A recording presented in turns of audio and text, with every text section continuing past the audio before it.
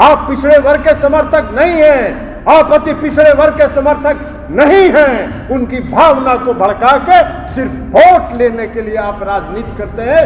तो चुनाव आएगा तो ओबीसी कार्ड खेलेंगे, ईबीसी कार्ड खेलेंगे, कभी हो जाएंगे पिछड़ा, कभी हो जाएंगे अति पिछड़ा, कभी हो जाएंगे चाय बेचने वाला, कभी हो जाएंगे कुछ। और जब बिहार में माननीय मुख्यमंत्री जी ने जाति आधारित गणना शुरू कराया तो उसका विरोध पटना से लेके सुप्रीम कोर्ट तक कर रहे हैं। केंद्र की सरकार उसका विरोध कर रही है। आप पिछड़ा विरोधी हैं। मुंह में राम बगल में छुरी, ये आपका चरित्र। भावना को भड़का के, देश की भावना को भड़का के लेना चाहते हैं। हम आप में से, हम उमेश कुशवाहा जी को कहेंगे कि पार्टी के 5 नेता का एक टीम गठित कर दीजिए। अब 5 नेता को भेजिए लद्दाख। ये बोलते हैं ना कि चीन एक इंच जमीन कब्जा नहीं किया। 5 नेता चुनिए, आप 5 को भेजिए लद्दाख। अनिता अशोक चौधरी जी को कहेंगे कि आप ही इंतजाम करिए, 5 आदमी को भेजिए वहां, और 5 आदमी वहां से देख के आइए। लद्दाख का बच्चा बच्चा कहता है कि चीन ने सैकड़ों हजारों एकड़ जमीन हमारा हिंदुस्तान का कब्जा कर लिया है, और ये चुप बैठे हुए।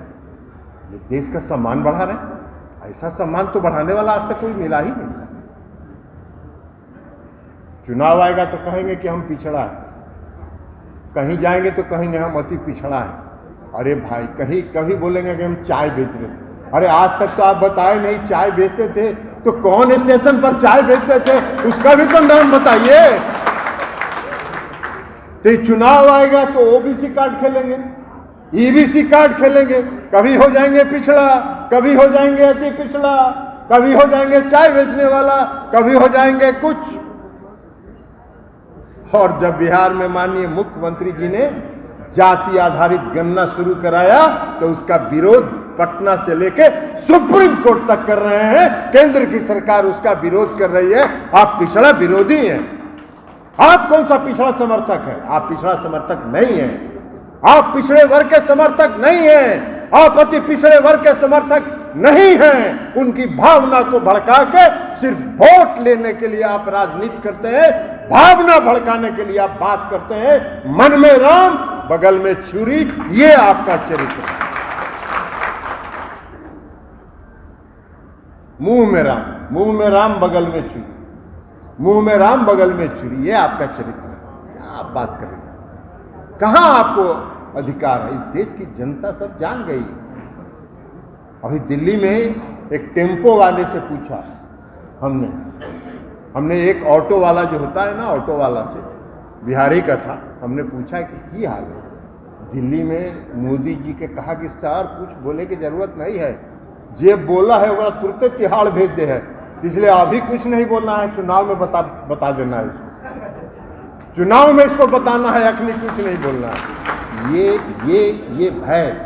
ये भय और आतंक आपने इस देश में फैला के रखा है अपने पालतू तोतों के बल पर, कि आज एक गरीब आदमी भी आपके खिलाफ बोलने से डरता है, और उसको डर है कि आप उसको तिहाड़ जेल पहुंचा दीजिएगा। ये शासन कर रहे हैं, अधिनायकवाद की तरफ इस देश को ले जा रहे हैं, देश के लोकतंत्र को समाप्त कर रहे हैं। आप अघोषित इमरजेंसी से भी बदतर स्थिति है, और आप बात कर रहे हैं। अगर साहस है, और आप हम आज इस किसान प्रकोष्ठ की सम्मेलन से मांग करते हैं कि अगर प्रधानमंत्री जी अगर पिछड़े वर्ग के हितैषी हैं, अगर अति पिछड़े वर्ग की हितैषी है, तो देश भर में जातीय जनगणना कराने का ऐलान करिए। हम समझेंगे कि आप पिछड़े और अति पिछड़े वर्ग के लोगों के हितैषी। मुख्यमंत्री जी तो आर्थिक आधार पर भी गणना कर रहे हैं। हर समाज में, हर तबके के लोग हैं, हर समाज के लोग हैं, ऊंची जाति में भी लोग हैं जो आर्थिक रूप से पिछड़े हैं। मुख्यमंत्री जी जो बिहार में गणना करा रहे हैं, आर्थिक रूप से भी पिछड़ों को भी गणना करा रहे हैं, ताकि उनकी नीयत बहुत साफ है। उनकी नीयत साफ है। उनका शुरू से नारा रहा है न्याय के साथ विकास, और न्याय के साथ विकास का मतलब है कि समाज के हर तबके के साथ अगर कोई काम करना है, उसके उत्थान के लिए काम करना है तो नीति बनानी होगी। और इसलिए मुख्यमंत्री जी आर्थिक रूप से पिछड़े वर्ग लोगों की भी गणना करा रहे हैं ताकि उनकी भी जानकारी मिले और उनको भी आगे बढ़ाने के लिए, उनके उत्थान के लिए भी योजना बनाई जा सके। तो ये सब काम हो रहा है।